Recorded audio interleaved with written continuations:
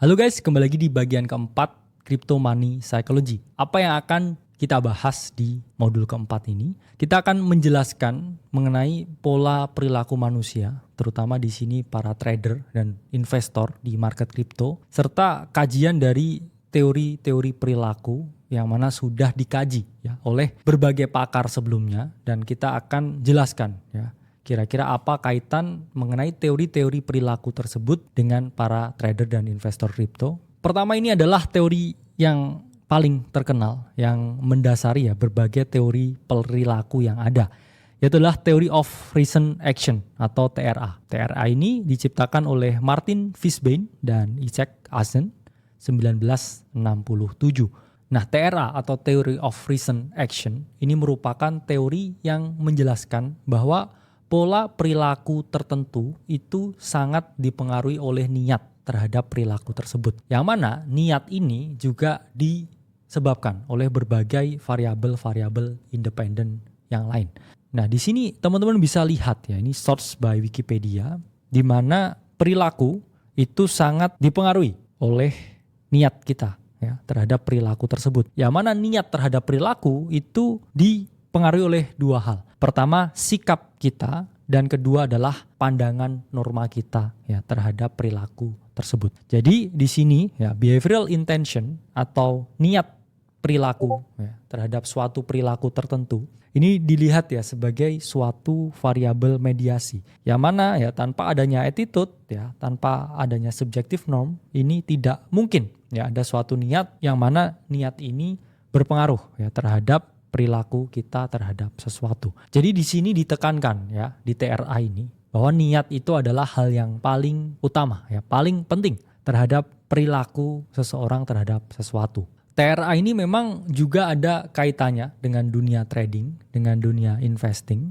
Karena keputusan kita ya untuk melakukan trading, investing, mengeksekusi sesuatu yaitu sangat dipengaruhi oleh sikap dan juga norma sosial. Contohnya apa? Misalkan kita sebagai seorang trader, investor di market kripto, ini kita memiliki suatu strategi tertentu, pendekatan tertentu yang mana strategi tersebut juga didukung oleh orang-orang lain yang mengungkapkan bahwa strategi tersebut ya ini sangat produktif, menghasilkan dan juga menguntungkan.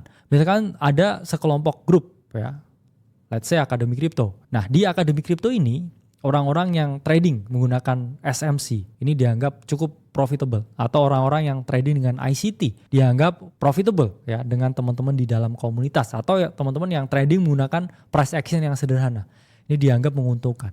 Jadi trader ini memiliki suatu konfirmasi ya atas niat tersebut atau ya pengakuan norma sosial, sehingga terbentuklah suatu niat untuk trading yang mana akhirnya mendukung perilaku dia untuk akhirnya trading di market cryptocurrency.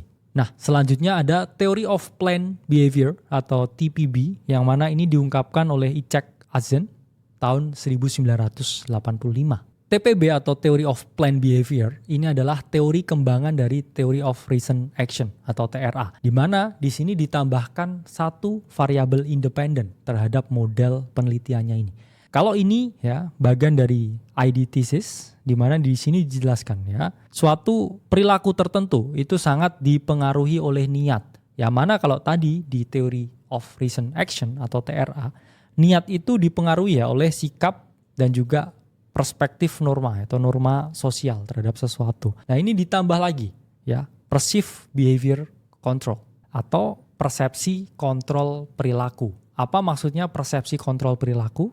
Nah, perceived behavior control ya atau persepsi kontrol perilaku itu adalah kaitannya ya dengan seberapa yakin dan percaya kita terhadap kemampuan kita ya untuk melakukan sesuatu tersebut ya. Ini terkait dengan self efficacy ya atau seberapa ya kita confident, seberapa kita yakin dengan kemampuan dan kekuatan kita terhadap suatu perilaku yang akan kita lakukan tersebut. Nah, TPB sendiri ini mengkaji ya mengenai sikap, mengenai subjective norm, dan juga terkait dengan kontrol perilaku ya terhadap sesuatu yang akan kita lakukan ketika kita mau trading, ketika kita mau investing di market kripto. Nah, di sini dijelaskan kalau trader ini dengan market ya pandangannya sikapnya itu positif ya, didukung dengan ya komunitas ya seperti Akademi Kripto gini misalkan, teman-teman yang memiliki satu kesamaan visi ya, tujuan untuk bisa memperoleh keuntungan di market.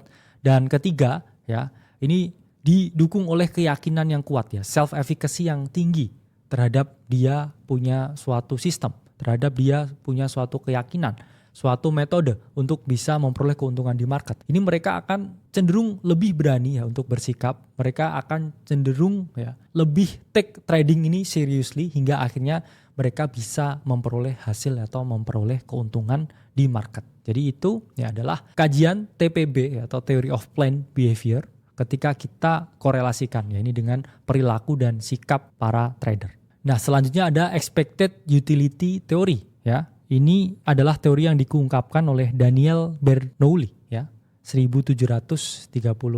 Apa itu expected utility theory?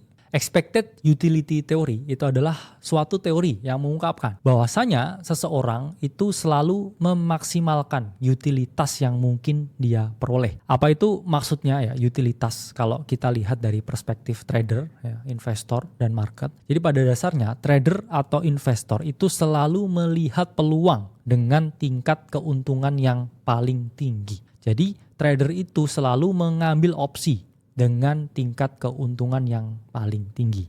Nah, apa sih kaitannya ya expected utility theory ini dengan ketika kita trading ya. Ketika kita trading itu ada sesuatu yang namanya risk and reward. Di mana di situ kita melihat ya berapa jumlah yang kita risikokan dengan jumlah atau potensi yang bisa kita dapatkan returnnya. Di situ kita harus mencari setup trading ya, setup swing trading yang mana risk to reward-nya itu positif. Tandanya apa? Ketika kita merisikokan satu, itu kita memperoleh harus lebih dari satu. Misalkan ketika posisi kita gagal, ya, kita kehilangan 10% dari modal. Tapi ketika itu berhasil, kita harusnya mendapatkan lebih dari satu.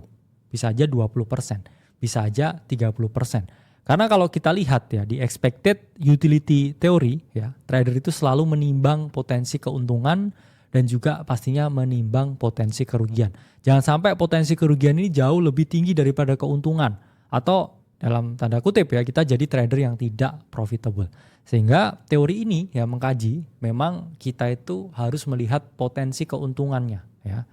Kira-kira dari expected utility theory ya besaran keuntungan ini make sense nggak dengan tingkat risiko yang kita ambil. Dan kita harus paham ya, bahwa keuntungan ini harus jauh lebih besar daripada potensi kerugian yang mungkin kita dapatkan. Oke, itu adalah penjelasan ya beberapa pakar-pakar teori perilaku yang mana kita kaitkan dengan teori perilaku para trader dan juga investor di kripto.